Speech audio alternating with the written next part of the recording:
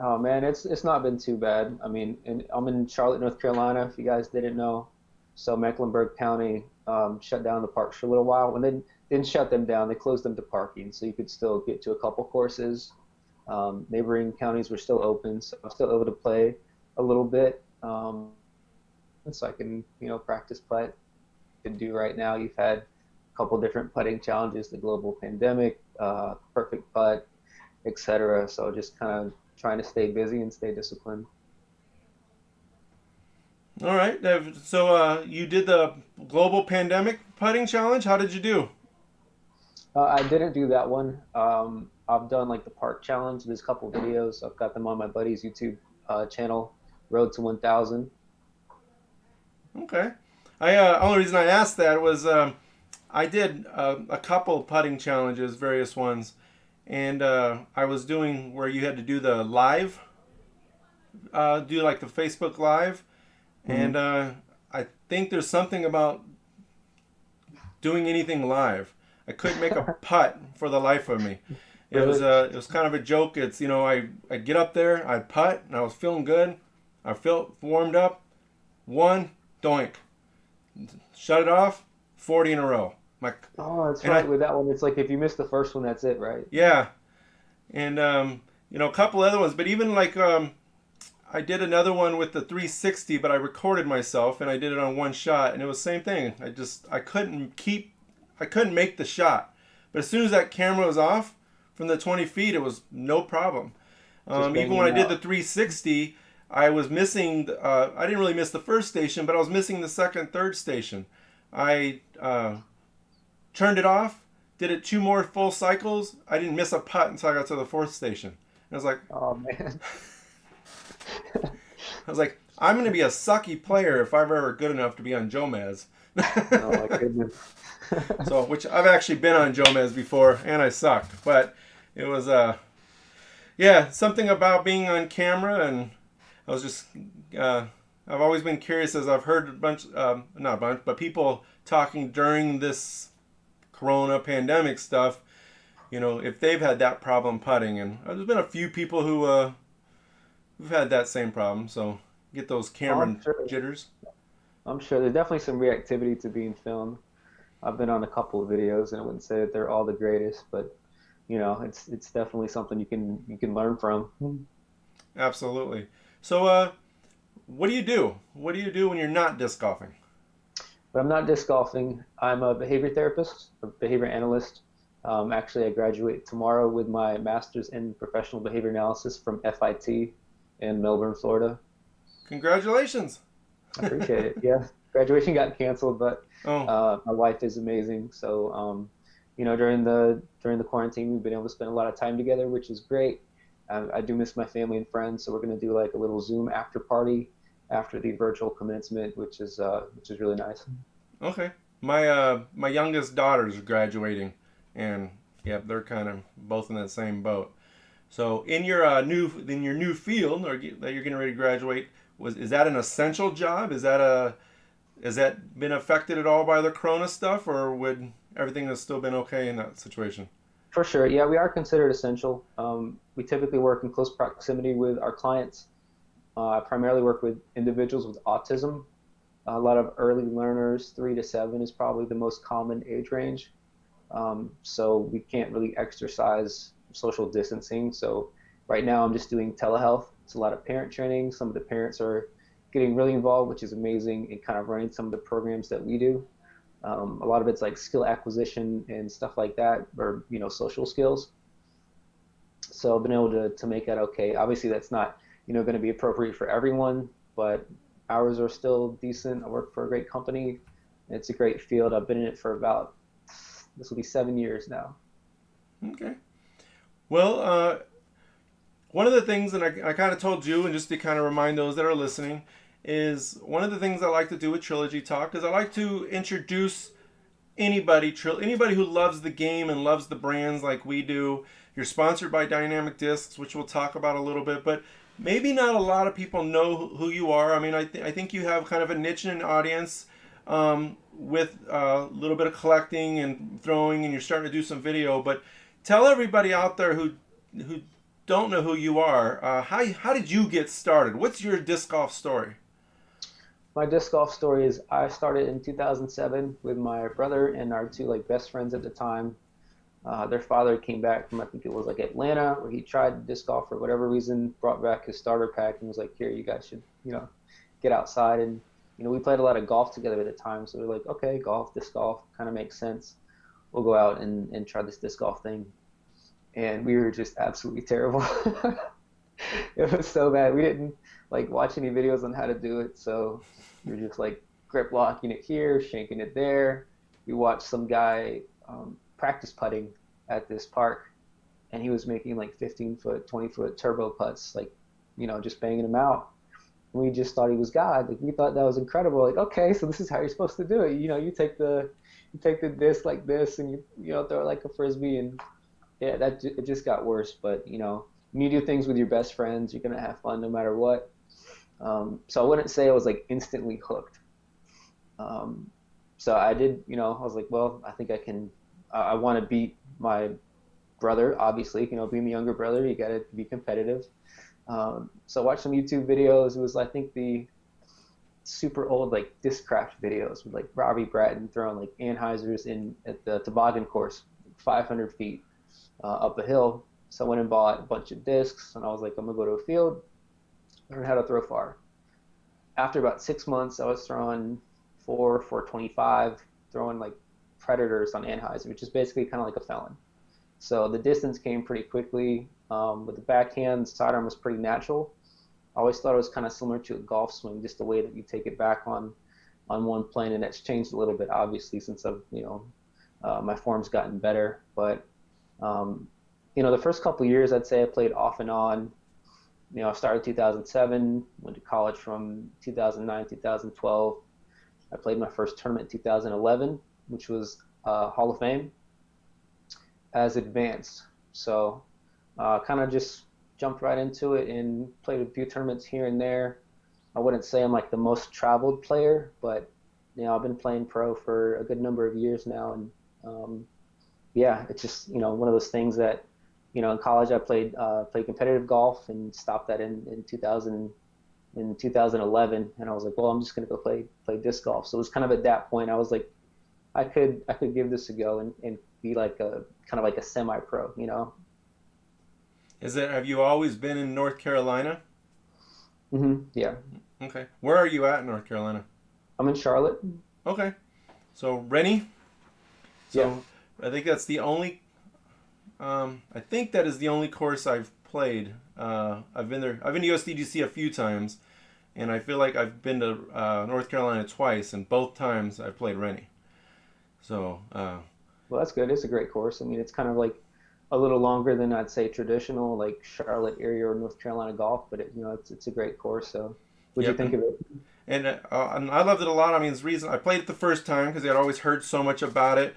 I mean, going all the way back from like Billy Crump when he was doing videos out there and doing a bunch of stuff. And then I went out there a few years later with Eric McCabe and Corey Obermeyer, and they talked about going. So I was like, I have to play it again.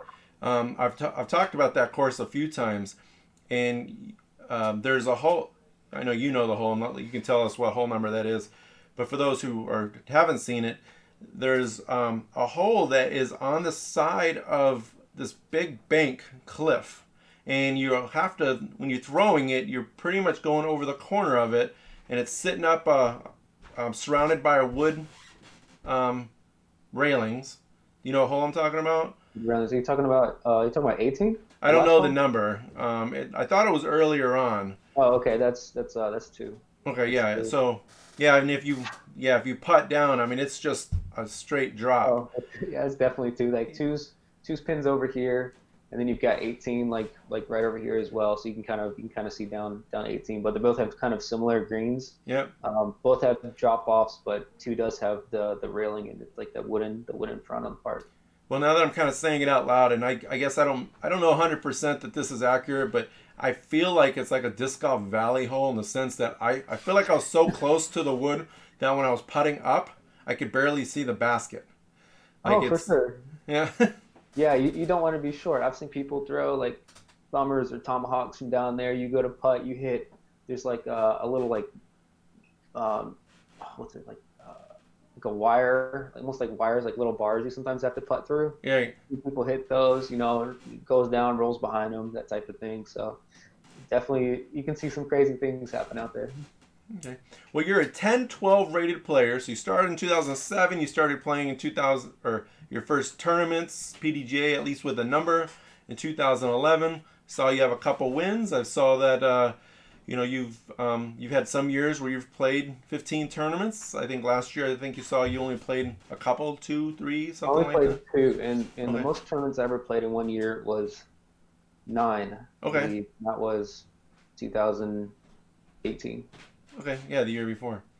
So, but somewhere in that transition, and you kind of already alluded that you started going out to the fields to try to get better in distance. But what was it? Trying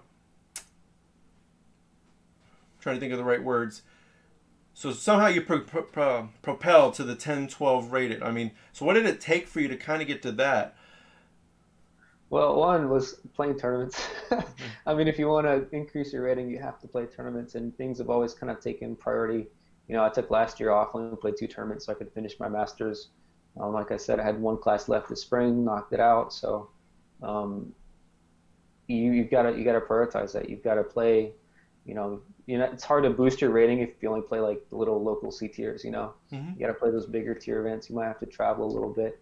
Pretty fortunate here in Charlotte. There's a good number of tournaments within 2-3 hours. But so far as the actual game goes, just putting. I've been a spin putter. If you watch any of the videos that have me on YouTube, my putting form's changed a good bit. I'd say it's probably almost different like every single time. So when you're a spin putter, okay, it's like. Maybe you can answer this. Name the last world champion that was a great spin putter. Emac. Exactly. and before him? I don't even know. Ron exactly. Russell, maybe? I'm like Ron Russell, exactly. I mean, I just think it's hard to be a great spin putter. There's a lot of hinges going on, and I've always spin putted. Bush putting conceptually makes sense to me. I've taught a lot of people how to push putt. Some people are like, oh, I like the way you can make putts from 100 feet, 90 feet without jumping. Teach me. And I'm like, wait, let's work on those 30 footers first. Right. And you already push putts, so let's try to improve that first before we go to spin putting, because it's harder to teach, and I think it's a little more individualized.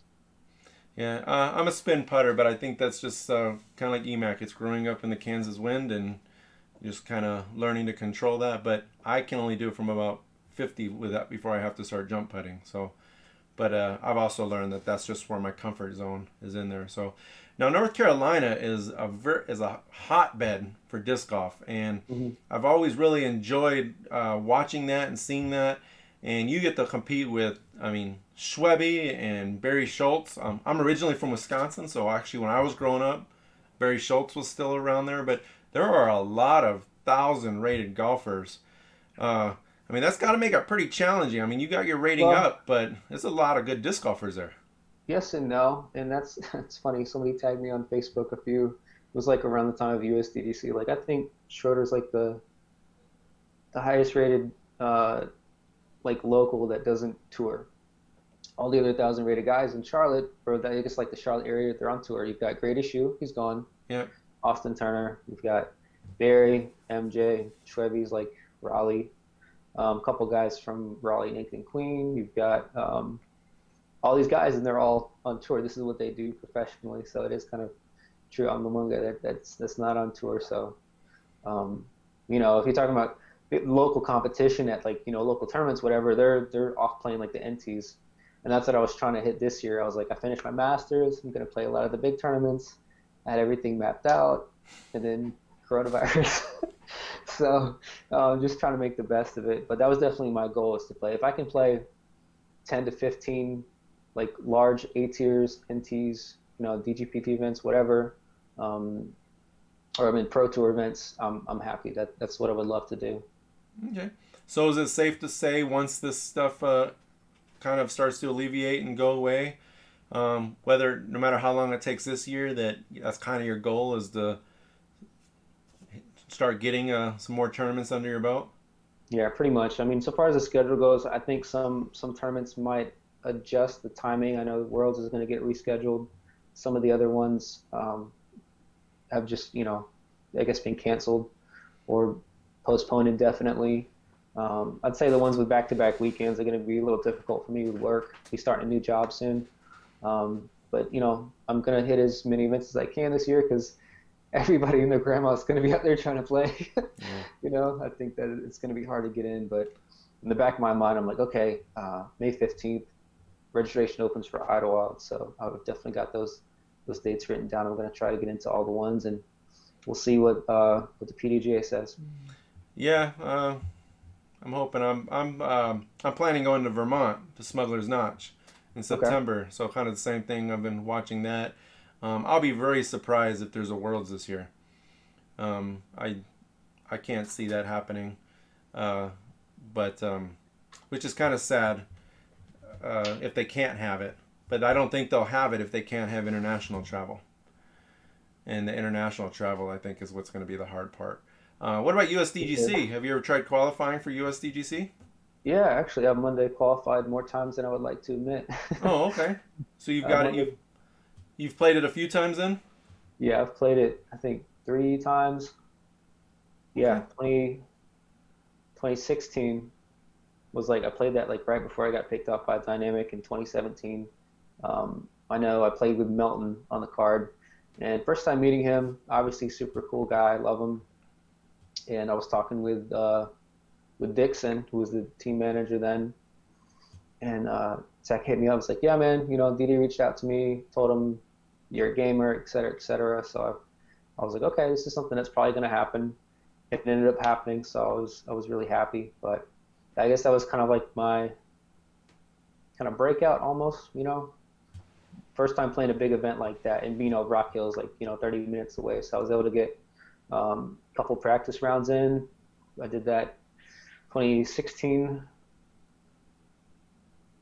I did it last year in a playoff, and then 2017. I think I missed 2018. Yeah, 2018 I missed because I went full beyond 17. Otherwise, I would have made it in. But it's always been like I didn't have time to play, but one qualifier. So gotta get in somehow.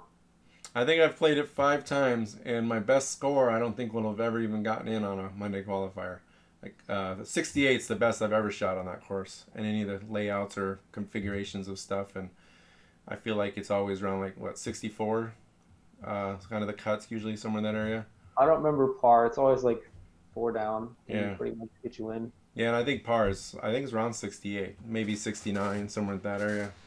Um, Okay. yeah, I got it a couple years. I've played it twice in open and then 3 times in the performance flight. And how did you qualify? Well, the first time I qualified as a coordinator, as a state coordinator. Second year I got a DD invite as an exemption, and then because it was in the performance flight, I was in the top 10 all those years in the performance, so I got the automatic bids. And then I got it in 2018 as the tournament director for the World Championships, or for the Masters Gotcha. World Championships. That's cool. Yeah. So I was like, I'll take it any way I can get it. It's probably the only way I'm going to get it. But I've got a few years. I've got probably more years than a lot of people, so I'm pretty proud of that. But I enjoy being there. I mean, for the most part, there's 2 places that I've always said that I'll never miss if I don't have to miss. And one's USDGC.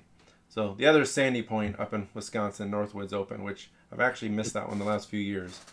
But it's one of my favorite places to go. But the USDGC is such an environment that it's not even the courses or the competition. It's about everything else that goes on there. So just have that 30 minutes from your backyard and be pretty awesome. It is. I mean, most of the year there's no ropes up, so it's kind of like an open course. Doesn't really get, I'd say, a whole lot of play. Though some people every week know, like, I want to go play, the course or the ropes up. Sorry, the ropes aren't up. But it definitely transforms. Like you don't know what's going to happen each year. They change it like the day before, so they definitely kind of keep you on your toes, and it's all about staying in bounds. But for me, playing it for the first time and that year, it's like I had so much support. I've always had a lot of local support. I've had guys come out and caddy for me, so it's definitely a different environment being a local, but it's a large crowd, regardless. So when you play it casually, do you visualize the ropes? I know the whole course doesn't necessarily play in the normal layout quite like the course, but some of it does. So when Right. you are playing it, do you kind of visualize like I need to stay within these boundaries? For sure. So okay. So well, and so one of my questions, and I think you probably kind of answered it, so I'm going to back up a little bit on it. But being in North Carolina, you're in Innova country ultimately. I mean, Innova's Right. right there in your backyard. There in Yeah. Rock Hill. Um, so and so I was going to ask you kind of your history. How did you get started with Dynamic Discs? But you kind of mentioned that already with what happened with USDGC, right? Is there any more to that? So far as the sponsorship, not really. I mean, when Dynamic came out, I tried a few of their discs, and my bag setup has always been kind of in line with the people that I see throwing. So it's like Big Germ was the first pro that I ever met when he was with Discraft. I met him in the Ant League. I was like, okay, well, Discraft videos, made a Discraft Pro to throw some Discraft. Um, so I kind of had a mixed bag when I got picked up. It wasn't like all Innova, although some people here are definitely like that. Okay. Yeah, well, and I'd imagine they're kind of like being in the Midwest. I mean, it's a lot more common for a Trilogy bag because we're DD's right here, and so kind of being I almost want to say an outsider over there is like throwing the DD when probably a good chunk of people are throwing Innova. But I mean, I'm sure there's still a lot of people that are throwing whether it's Discraft, MVP, DD, things like that. But For sure. Well, I mean, on a side note, we just picked up Kyle Deck last year. hmm He's co-owner of another round disc golf store, him and Joseph Phillips. yep. So it's awesome. I'm so glad that they picked him up. Just made my day when that happened. Um, I don't know if you saw on Facebook, I kind of shared one of the GBO memories or GBO moments. I shared a picture of him. We drove to GBO 2 years ago, and I like shared a picture of him sleeping with a pillow.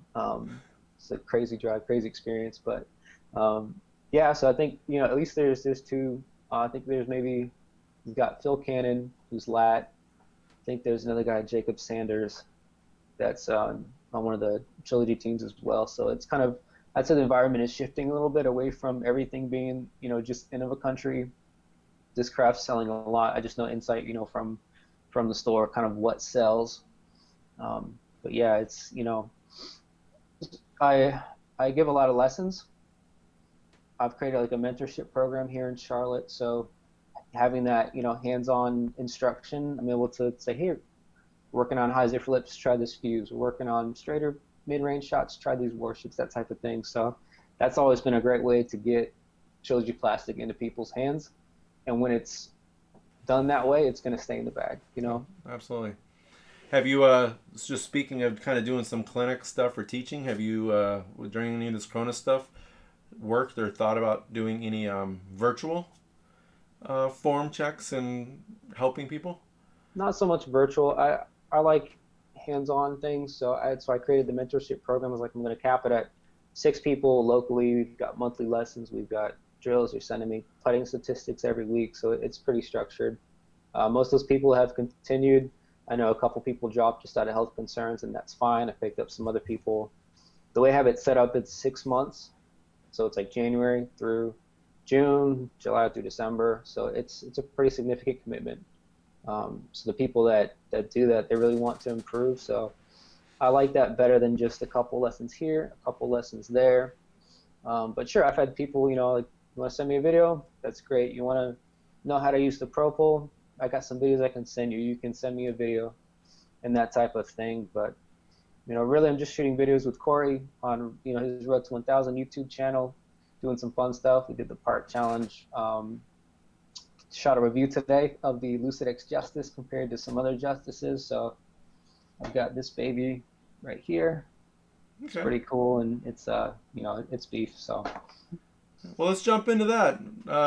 Give us kind of the verbal review. Tell us about the Lucid X Justice. For all the people that are spending the $100 because they won't throw it. Tell us what a $100 disc overstable disc flies like. yeah, it's great. I mean, it's a Justice. I personally prefer X plastic if I could bag all X, plastic molds, I would. I just like the feel. I think it's a little more responsive. I know some people prefer gummy stuff. I've always just like stiffer plastic. So, um, yeah, X plastic. So it's pretty flat. I wouldn't say it's quite board flat compared to the early like 3 Glide. This is a Justice I've had in my bag for a couple years now. Okay. And I'd say it's not quite as overstable, but if you don't throw a Justice 275 plus, you might not notice a huge difference. At that point, it's probably more about feel and preference. And you can see a major difference between the two compared to a Bio Justice. Right.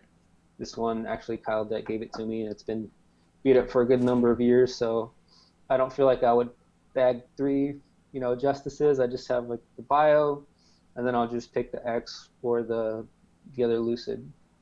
Did you know, did the X, was it more overstable? I don't think so compared to the 3 Glide Lucid. Compared to a stock Lucid, yes, I think it's more overstable. Yeah. So more than anything, it was just the firmness of the plastic that was different. For sure. And I think that, what was the first, was it the Felon that was the first disc to come out in like Lucid X? Derek, are you on the board still? He was, yeah, he's on there. Man, I'm trying to think. I'm pretty sure it was at least one of the first, right? And with the Lucid X Felon, you compare that to a stock Felon, it's stiffer and more overstable. So I think that kind of set the expectation of everything in X plastic is going to be more stable. And then you have the pures, like the Esper Optos, which I've bagged for a couple of years now. You compare them to like the GBO Opto X. It was literally just like stiffer. Yeah. It wasn't any more stable. Kristen's new run's a little more, I'd say there's pretty comparable. Might be a little more stable when it's new, but sometimes it's the flight, sometimes it's the feel. It's always going to be the feel at least, yeah, but not always the flight. So, well, I think it's a misconception. I think a lot of people automatically assume that the Lucid X means it's going to be more overstable. Right. And I know I've done a few reviews and talked about a few discs where I was like, no, it's just stiffer. The plastic's stiffer. And I guess I'm kind of more in the sense that, like, I like softer plastic. So when I'm holding a stiffer plastic, it's a little harder for me to throw it flatter because it doesn't form to my hand for my release as easy. So if it's not flatter, then it tends to be at that little bit of left angle, which probably seems like it's more overstable because it's not coming off my hand the same as a softer version. But I know I've had a few like the Lucid X Verdict, Lucid X Vandal. I don't think those are more overstable. The Gatekeeper, Nico's TPX Gatekeeper that they did, I thought that was less stable than really? Some of the other Gatekeepers. I haven't messed around too much with is it TPX? I thought it was like hybrid, whatever. No, well, his was like, I think a TPX. They have a hybrid, and the hybrids were more overstable. The okay. Nico one is a pretty positive as a TPX. Gotcha. Would you agree that with a lot of the X plastic, you do lose a little bit of the glide? I don't know if it's like the density or the profile or something, but I feel like a lot of times they might seem a little more overstable just because they don't glide as far. The few X that I've kind of played with, I agree, and that's, yes, it doesn't seem to go as far, but to be fair on my side, I don't feel like I get the grip on the X to throw it the same way that I would throw its same counterpart. I personally haven't liked the X a ton. The Lucid X Vandal that I have, the Moonshine Vandal, the one I have, is probably the best feeling of all those Lucid X's for me. But again, you like the stiff plastic. I tend to like softer plastic. For sure. And I also like that it takes a little longer to break in. I want a disc that's not going to hopefully change too quickly. I mean, BioJustice is still a Justice, so that's kind of an exception just based on the stability. I know you said you like Warships, right? Yep. So which ones do you bag? Do you bag a VIPX at all, or do you just like no X plastic? Just the TP. Just the TP. Yeah. You don't like the hybrids? I haven't. I do, but for some reason, I don't have an answer to that. For some reason, I just haven't put it in my bag. I have a couple of them. I've played around with them a little bit, but they haven't replaced. I like the TP one I have in my bag, and I haven't found a reason to just swap it out. So I don't really have a reason why it's not in there, because I really do like it, and it probably should be in my bag. It just isn't. Yeah, I feel like those two complement each other well. I've got one that my buddy Matt Carpenter picked up for me from last year's GBL. It's a hybrid. It's actually pretty straight compared to this BIPX, which I've had for it's the first one I got maybe a few weeks after they came out, and I feel like a lot of times that hybrid and something else just really complement each other well. Right. So Derek was on the board, and I should have known the answer now that he said it, because me and him just had the conversation, but the Enforcer was the first Lucid X. And when we just did the GBO exhibit, of course, for the Lucid X, we did the Enforcer. So I was like, I should have probably remembered that. All right. So one of the things that I guess even as I brought you on, is I had kind of known you more from collecting. And kind of as I've researched and watched a little bit, I've kind of come to the conclusion is, and you can correct me, it's just my more interpretation, is I picture you as a collector, but not quite like a collector like I am a collector. You tend to throw a lot of the stuff that you're collecting, and you're buying, and sometimes you're spending a pretty penny to get very elite plastic so that you can throw it, and I'm sure some of it you're keeping and you're adding to a collection, where I don't throw anything for the most part that I can't go buy off the DynamicDiscs shelf. Gotcha.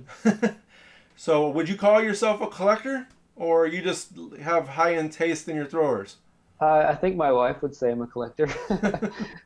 I've got a couple crates in the closet of stuff, but it's just like like Proto Felons, everybody knows that if you try one, you're gonna want to get a couple because they fly differently. Mm-hmm. So I think that was the first dynamic discs that went in my bag. I didn't know what it was. I picked it up from a used rack at another round, and I was like, oh, this flies pretty good. I like it. And someone told me what it was. I was like, okay, what's that mean? Can I still get them? How much are they? They told me how much they were, and actually my buddy Chris Goodrich, once I joined the team, hooked me up with a couple.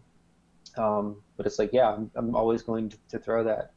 So you got Proto Felons. I like X Plastic. So the IPX warships, I like those a lot. They go for a good bit. So definitely not afraid to spend money on something I like. I'm going to throw.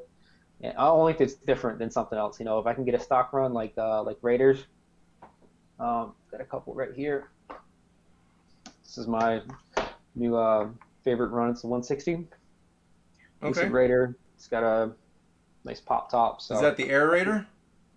It's not. It doesn't have the tiny bubbles in the rim. It's just lightweight, just a lightweight Lucid.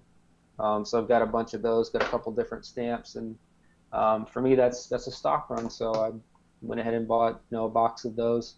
Actually, like 2 boxes, but yeah, you like what you like. If you like it, you want something nice. You gotta pay for it. So definitely not afraid to spend some money. Oh yeah, and I'll actually retract a little bit, so because you had said it, and I don't want people who know my bag on the board to bite me. So I do have Proto Felons in my bag, but I have misprint Team Felons in my bag, and I have about 5 or 6 of them. But I've always said that when those are gone, I'm probably fine with going to another felon. I might go to like a Team Series felon, or or something. So long. Well, I've got the same one that I've had since. Actually, I think it's the second one because I threw one in at USDGC in the water. But I've had it, since they came out, or at least within a year of them coming out. But yeah, so I have that. I was trying to think. I have I have some older discs in my bag, but it's kind of like you said. I like them. Once they're gone, I don't know that I would go I wouldn't go spend $70 on another Proto Felon to throw it, specifically. But because I already have them, and I got them when they were at wholesale or cost or normal retail at that time, I think collecting some of it for me is just it's just about having it. So someone on the board is asking, and I don't know if you have it anywhere near you, just because you have some of the discs, but do you have your favorite felon? Do you have My a favorite favorite. felon? They're all my favorites to be honest. Right now, this one is my favorite. It's ice with a lot of like burnt. If you can see that, Yep. got a lot of burnt plastic in it.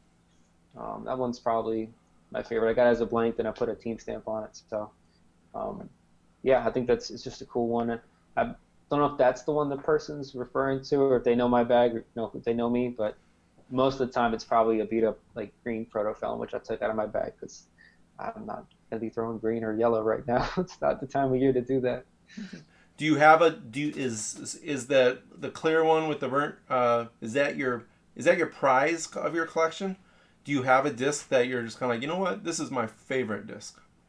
Yeah, that's pretty much my favorite, and that's why I put it in the bag. I just got tired of. I always intended to throw it, and I think I busted it out. I think last year at USDGC, it was like, oh, I'll just it's a big deal. It's a big tournament, so I was like, I'll put a fresh one in the bag, and it was windy, so it's a good thing I put it in there. So I kind of try to, if it's my favorite, it's gonna be in my bag at some point. So if there's people here watching this at some point, is there any specific discs that you're always looking for, that if they have one laying around that they should reach out to you and tell you because they're not going to use it? For sure. I mean, I like just like the misprint protos, like the yellow green ones with like the green double stamp. Mm-hmm. Those it's one of the best flying runs. It's a little flatter than that one right there. It's more like this one, which is probably dyed, but whatever, just kind of Okay. like your stock. Um, I guess there was a couple different profiles that came out of the proto or first run felons. Some flat, some had a little bit of dome. So I always like to keep at least one or two in the bag. Have you ever had a conversation with Oakley about felons? Oh yeah, I've given him a couple, and he's definitely hooked me up too. So I think last year I gave him a stock stamp. It was like wasn't a mango, but it was like a kind of like an icy yellow with like a black stock stamp. I know he likes black Okay. stamps in general, so he put that one like immediately in the bag. So All right. yeah, we've definitely had some conversations. Do you have a black proto felon? I do. Okay. Someone's on the boards asking, the same guy who asked about what your favorite is or which one. He's asking about the black proto felon. Is it Tyler? Honestly, it's Rising Am Disc Golf. I've never. He's a big supporter, but I'm not sure I know who that actually is. Gotcha. Rising Am, who are you? Let's answer that question. Maybe it was maybe Tyler Short. It could be.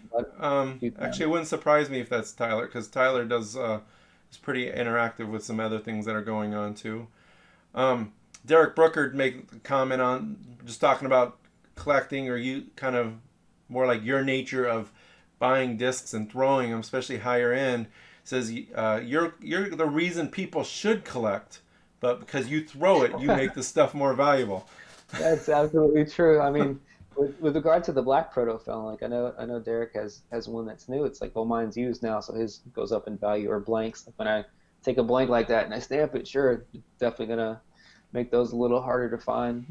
Yep. So my gem to my collection is also a felon. It's an ice felon one of one with the Brotsling logo. I've It's seen on a that. Lucid.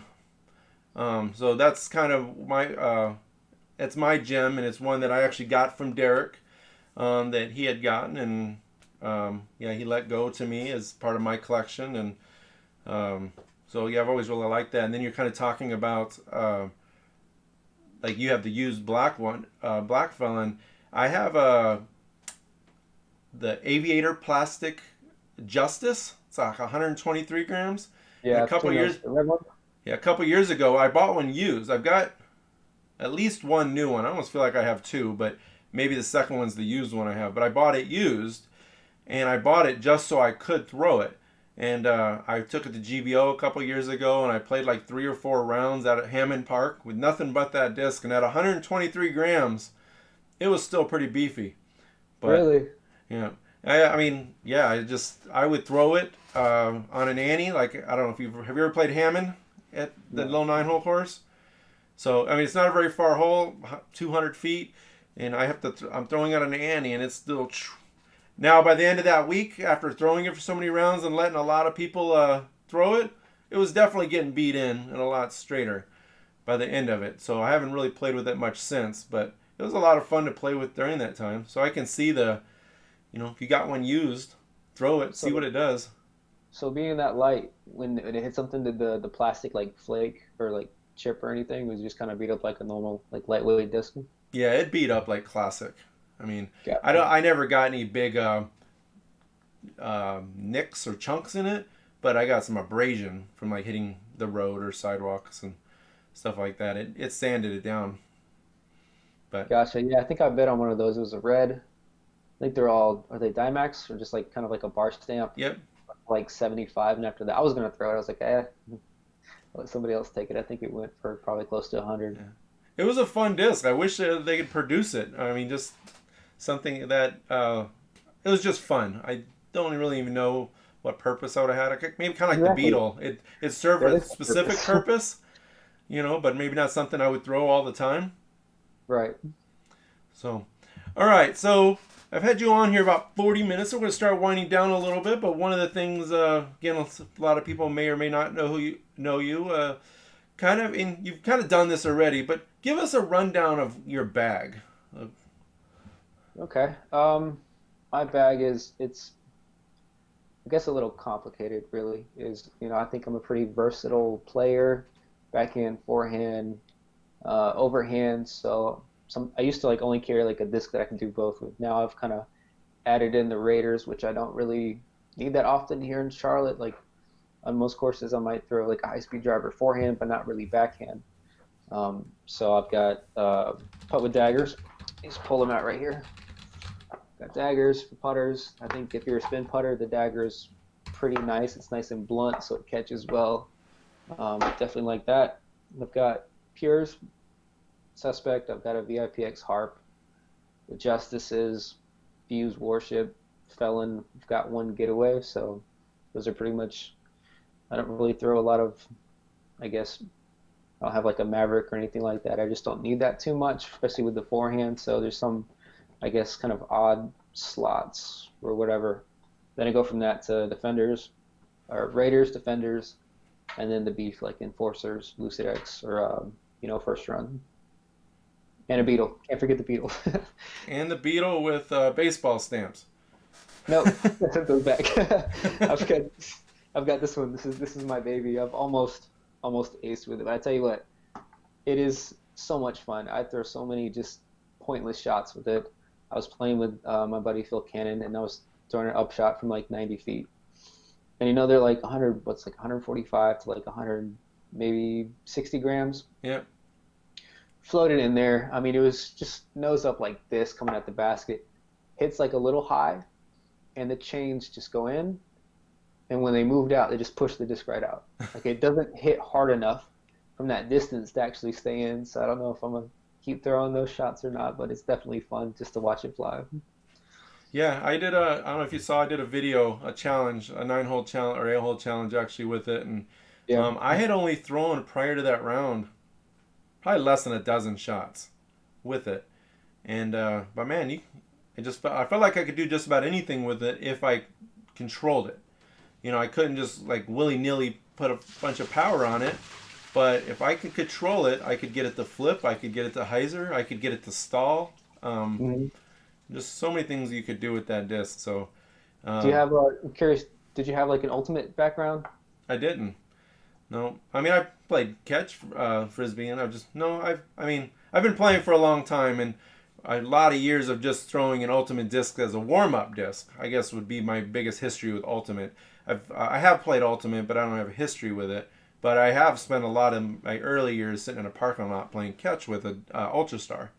Gotcha. Yeah. Yeah, it seems like a lot of people with that background who are just like threw a lot of frisbees growing up tend to have like the Beetle, the Bite, the Sonic, something along that like almost of a, like a lid nature in their bag just because they can float it kind of nose up. And I really didn't, which is why I didn't until recently. I didn't really try messing around with something until I was like, yeah, looks like fun. I'll give it a shot. All right. Well, Derek Brooker is on the board asking a question, and I don't know if this question will get me in trouble or not. But he's asking, who do you like better, Matt Carpenter or John Owen? I don't. Those names don't really sound familiar. Well, what the heck, Derek? You're asking Hmm. questions he doesn't even know. Hmm. So I'm I'm just guessing there trying are to look. people in your area. Or Yeah, they're two of my local good buddies. We played the last couple weekends. We still try to get up every now and then, and love them equally. What are you talking about? well, Matt Carpenter's on the board going, duh. You would. So, all right, bud. Well, hey, let you go. But before I let you go, this last thing, kind of just let everybody know how can they support you. Where are you at out on the interwebs, social media? How can people follow you and support you? Gotcha. Well, obviously I have Facebook. I think my ad is L Golf Hombre. It's ELGOLFHOMBRE. It's my same IG handle as well, so you can follow me on there. I did run some hot stamps. Run a couple every year, and I'm like one or two designs. Shout out to Skeet for hooking it up. So once I run some more, it's kind of like maybe now it's not the greatest time to be selling hot stamps, but do have shirts like this one. Mm-hmm.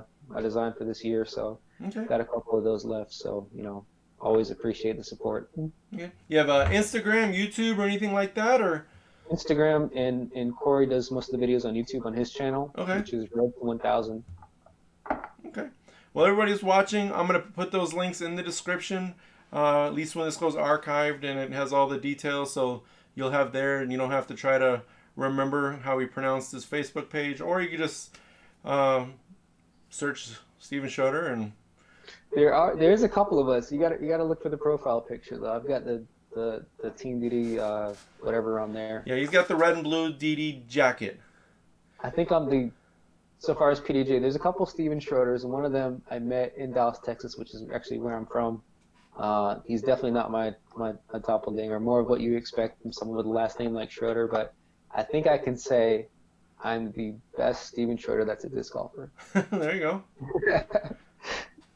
So, well, I've always said if there was um, well, there isn't another Scott Reek, so not There you that I've go. ever been able to find. That works. So, all right, bud. Well, you enjoy your night. Thanks for hanging out with us. My pleasure. Hopefully, get to actually meet you out on the course one of these days. Whether you're here in the Midwest or maybe I make it over to the coast. If I do, I'll definitely look you up and get a round in with you. Okay, sounds good. So, all right, man. Thanks for hanging out. No problem. I'll see you. All right, everybody. Thanks for watching there a little bit. I appreciate everybody being into the comments and a part of the chat. As always, share these and be a part. We're going to be back every Thursday at 7 o'clock.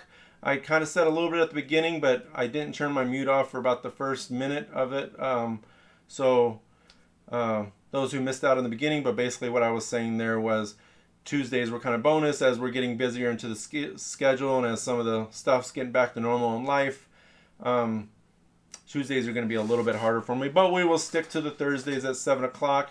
Even if you can't be here live, come watch the archive. Share it when you can.